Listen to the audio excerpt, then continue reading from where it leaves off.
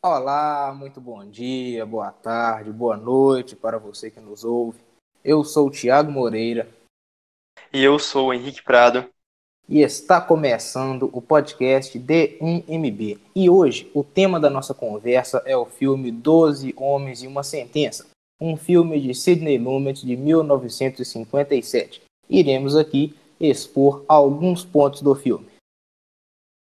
Bom, o filme Doze Homens e uma Sentença conta a história de um júri composto por 12 homens que tem a missão de julgar um garoto de 18 anos, acusado de assassinar o próprio pai e ainda por cima facadas.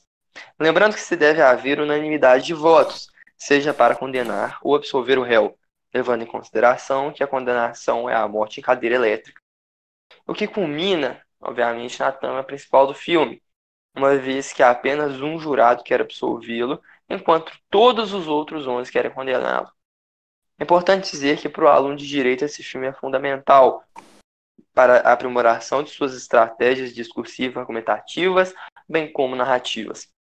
Exatamente. Lembrando que esse podcast é um trabalho da turma D1MB, da Escola Superior Dom Helder Câmara, como exigência da disciplina de português. E por mais que apenas nós dois estejamos exteriorizando as interpretações, esse foi um trabalho conjunto com o objetivo de mostrar a você, ouvinte, o que se pode perceber e aprender com o filme. Primeiramente, um ponto importante do filme é a possibilidade que ele dá de interpretá-lo à luz de outras áreas do conhecimento, principalmente as ciências sociais.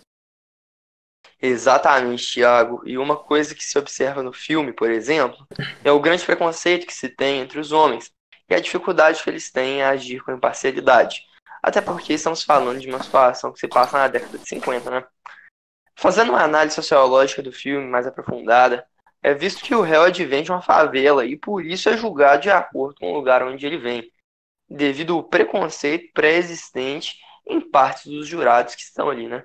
Isso mesmo, Henrique. Me recordo inclusive de um dos jurados, um senhor já idoso, ignorante e ultraconservador, que ao saber que o jovem vinha de uma favela, fez um pré-julgamento e o julgou como um vagabundo e marginal, e portanto merecia morrer.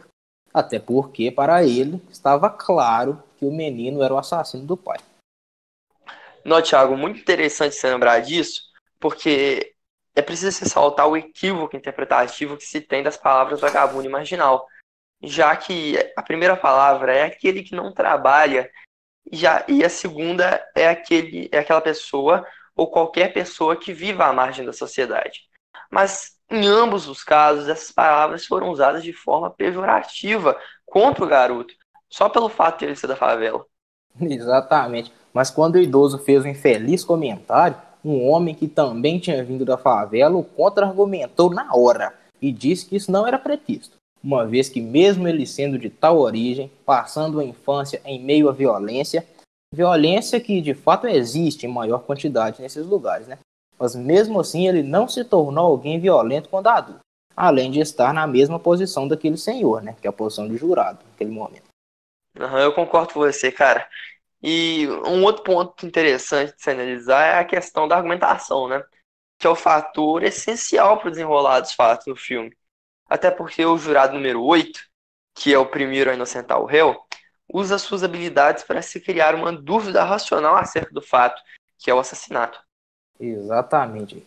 Posso fazer ainda uma menção ao livro A Arte de Argumentar, do autor Antônio Soares Abreu, que se relaciona com o que é mostrado no filme, principalmente no que concerne à maneira que se conectam as informações tratadas entre os jurados. Isso me faz lembrar do capítulo 1 do livro, que fala sobre o gerenciamento de relação e sua imprescindível importância para argumentar, que é definida como a arte de convencer e persuadir. A gente pode perceber que no filme o jurado número 8 faz-se valer a todo momento dessa arte. E isso é a coisa mais genial desse filme, cara.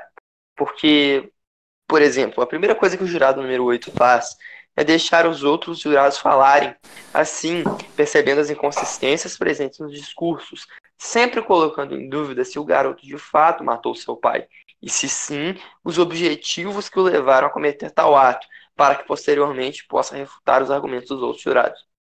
Isso mesmo. Um exemplo que me recorda agora é naquela parte do filme que o jurado número 8 ele recria a cena de um velho que testemunhou que ao ouvir os gritos do garoto dizendo eu vou te matar, saiu correndo de seu quarto e foi correndo até a porta, onde viu o garoto descendo rapidamente as escadas. Então, a partir disso, o jurado recria a cena e mostra a grande dificuldade de um idoso com problemas auditivos ouvir gritos justamente no momento em que passa um trem em uma linha férrea próxima ao seu apartamento, e reforça seu argumento baseando nas declarações de outro jurado que diz sobre o ensurdecedor barulho de um trem. Mais importante que isso, o jurado número 8 recria a cena na sala dos jurados e comprova a impossibilidade de um idoso manco sair de sua cama, andar até a porta de seu quarto, abri-la, atravessar um grande corredor, destrancar e abrir a porta do apartamento. E ainda ver um jovem descendo as escadarias correndo. Tudo isso em apenas 15 segundos, de acordo com o idoso. Uma outra coisa que me chamou muita atenção foi o fato da vizinha da frente falar que viu o garoto esfaquear o seu pai, cara. Mas tudo isso, segundo ela, foi à noite, enquanto o tempo passava, não foi? Só que uma coisa muito interessante é o fato de um dos jurados, que foi extremamente observador, ter visto nessa mulher as marcas de depressões em seu nariz, causadas pelo uso frequente e constante de óculos. Mas, segundo a própria testemunha, ela estava deitada na cama, prestes a dormir, e disse ter visto o crime do outro lado da rua, à noite, e ainda por cima através da janela de um trem. Passava muito rápido. Mas os jurados concordaram que ninguém vai dormir de óculos. Inclusive, um dos jurados que usava óculos confirmou essa informação. Ou seja, dada a situação, né, era impossível a mulher ter visto o que diz que viu. Henrique, fala aí. Você usa óculos, né? O que você acha disso? Ainda digo mais por experiência própria. Uso óculos desde os 4 anos de idade e quando eu tô sem eles, cara, eu não enxerga nada. Pode estar a 1 metro à minha frente. Quem dirá do outro lado da rua ainda por cima à noite. É verdade.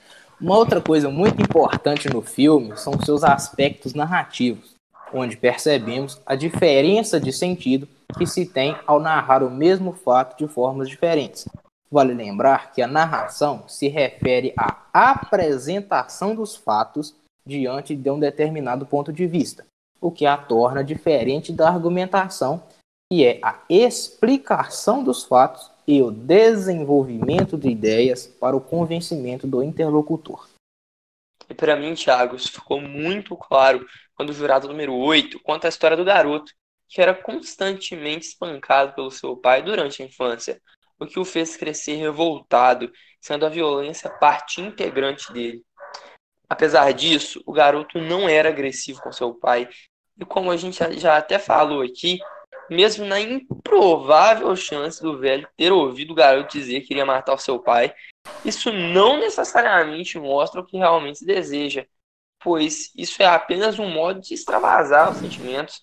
Isso fica muito claro quando o jurado número 3 diz durante uma crise de nervos que vai matar o jurado número 8, sem realmente ter essa intenção, né? Exatamente. Outra coisa muito interessante é que os jurados acusam o menino de mentir quando ele diz que foi ao cinema na noite do crime, mas sequer lembrava do nome do filme e os atores nele presentes. E o jurado número 8, como uma forma de mostrar o porquê do garoto não se lembrar, se dirige ao jurado número 4 e pergunta sobre um filme que ele viu há menos de uma semana e ele não se lembrava direito do nome do filme e dos atores que nele estrelavam, mesmo não estando sob fortes emoções. Aí vem a pergunta: se a pessoa, sem estar sob fortes emoções, não lembrava de um filme que viu, quem dirá alguém que está em uma cozinha sabendo que o pai está esfaqueado na sala, né? Não, é verdade, cara, muito interessante essa parte, velho. Mas, para a gente não passar do nosso tempo, vamos tratar brevemente mais dois assuntos de extrema importância, que são os aspectos pessoais que influenciam no julgamento e os simbolismos presentes no filme. Bom, no início do filme, temos uma filmagem ascendente partindo da rua até entrar dentro do tribunal, do júri. Podemos interpretar isso de uma maneira muito interessante, ao considerarmos a rua como um lugar de senso comum, onde não há questionamento. E que, à medida que você sobe as escadas do tribunal e vai chegando mais alto, você está indo para um mundo acima do comum, onde se trabalha com a razão e o senso crítico. Exatamente. E os simbolismos não param por aí. Estou me lembrando agora de uma cena importantíssima, que é no momento da votação em que o embate está em 6-6. Está um calor insuportável na sala e de repente começa a chover. A dualidade se mostra de uma forma clara. O garoto não está nem condenado e nem absolvido. Há uma divisão entre sol e chuva, justamente nesse momento.